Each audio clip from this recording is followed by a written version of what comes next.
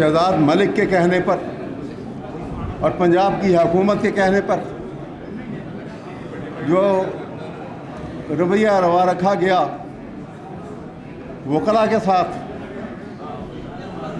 और जिस तरह से लाठी चार्ज, आंसू गैस और वाटर कैनन का इस्तेमाल किया गया, समझ नहीं आती कि एक तरफ तो सोचा जाए कि तुम चोरों की हुकूमत और honourable lawyers member of the bar के साथ ये सलूक करते हो, और थोड़ी देर के लिए मैं शहजाद मलिक तुम्हें कहता हूं, भूल गए हो उस वक्त को, लॉयर्स की ताकत को भूल गए हो। वकला ने जो मजाहरा लॉयर्स मूवमेंट में करके दिखाया था उसको भूल गए हो, उस ताकत को भूल गए हो। ये वकला खामोश रहे तो रहे, लेकिन जब ये खामोशी का स्पेल तोड़ दिया और तोड़ देंगे, तो माजी में आपने देख लिया था कि कोई बंदूक, कोई ताकत इनको कमज़ोर नहीं कर सकी। और हमने अथॉरिटेटिवली सारी दुनिया में, मैं सिर्फ पाकिस्तान की बात नहीं करता, सारी दुनिया में ये मुनफरद मूवमेंट थी वकला की, और साबित किया हमने अथॉरिटेटिवली सारी दुनिया में कि जब भी कानून और बंदूक आमने सामने आएगी तो फतह कानून की होगी इंशाअल्लाह। और आज दोबारा हम उस इम्तिहान में हमें डालते हो, हम आज फिर कामयाब होंगे इसके अंदर, हमें कोई रोक नहीं सकता। हम पाकिस्तान में कानून की बालादस्ती देखना चाहते हैं, हम पाकिस्तान में तमाम अदारों को कानून और आइन के पाबंद देखना चाहते हैं। और एक बात मैं बहुत ज़ोर से और आज ऐसी बात कहने लगा हूँ, शायद आपको मालूम नहीं है, मलक शहजाद गेबा के ख़िलाफ़ सुप्रीम जुडिशल काउंसिल में रेफरेंस मौजूद है, और ये रेफरेंस किसी और ने नहीं दायर किया था, मैंने दायर किया था।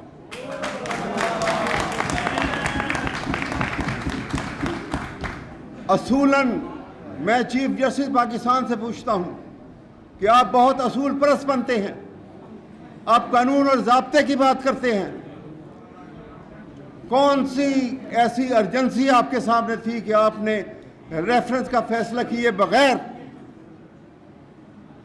शहजाद मलिक को आपने chief justice Lahore high court बना दिया? खुदा के लिए ये लाहौर हाई कोर्ट की आप रवायात से वाकिफ हों। 150 साल हिस्ट्री में जो किरदार है लाहौर हाई कोर्ट का और जो किरदार है लाहौर हाई कोर्ट बार का, मुनफरद के किरदार है। हम इस किरदार को, हमारी जो लेगेसी है लाहौर हाई कोर्ट बार की, हम इसको लेकर आगे चलेंगे। हम डेविएट नहीं होंगे, हम कमज़ोर नहीं होंगे, हम नहीं घबराएंगे और डरेंगे। ये फैसला है बार का। और मैं आज ऐवान के सामने ये करारदाद के तौर पर, देखिए मैं आपको बता दूं, आपने time and again, high court bar ने टाइम एंड अगेन साबित किया है कि कानून की बालादस्ती के निज़ाम के लिए जो हमारी स्ट्रगल है, पाकिस्तान की सालमियत और बका इसी में है, और हमें कोई रोक नहीं सकता, कोई दुनिया की ताकत, कोई DGI-SPR, कोई थ्रेट। इसलिए कि आप कहने वाले जो हैं पहले कानून शिकनी कर चुके हो, आप आइन शिकनी कर चुके हो। DGI-SPR, मैं मुअद्दबाना आपसे बात करता हूं और कहता हूं कि आपने प्रेस कॉन्फ्रेंस करने से पहले अपना ओथ पढ़ा था जो आपने दिया हुआ है। उस ओथ में लिखा है कि I will uphold the constitution of Pakistan, I will preserve, protect and defend the constitution of Pakistan and I shall not indulge myself in any political activities. आप जोड़ तोड़ कर रहे हो, सिक्योरिटी दांव पे लगा दी, आज आए दिन हमारे इनोसेंट लोग शहीद हो रहे हैं, प्रॉपर्टी के नुकसान हो रहे हैं।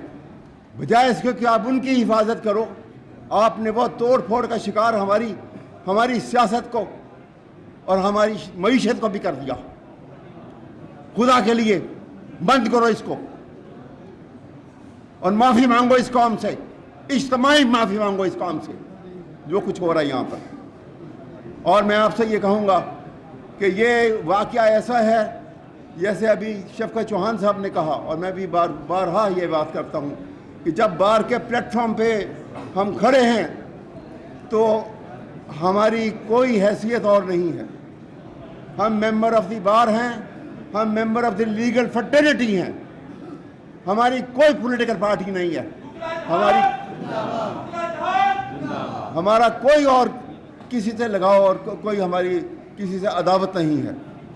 और किसी सूरत ये मूवमेंट जिसको आपने हवा दी है ये ख़त्म नहीं होगी जब तक कि ये मुतालबात मनो अन माने नहीं जाते। इंशाअल्लाह किसी सूरत ख़त्म नहीं होगी। और हमें पता है कि किस तरह से मूवमेंट को चलाया जाता है और हमें पता है किसी तरह से मूवमेंट को मनाया जाता है।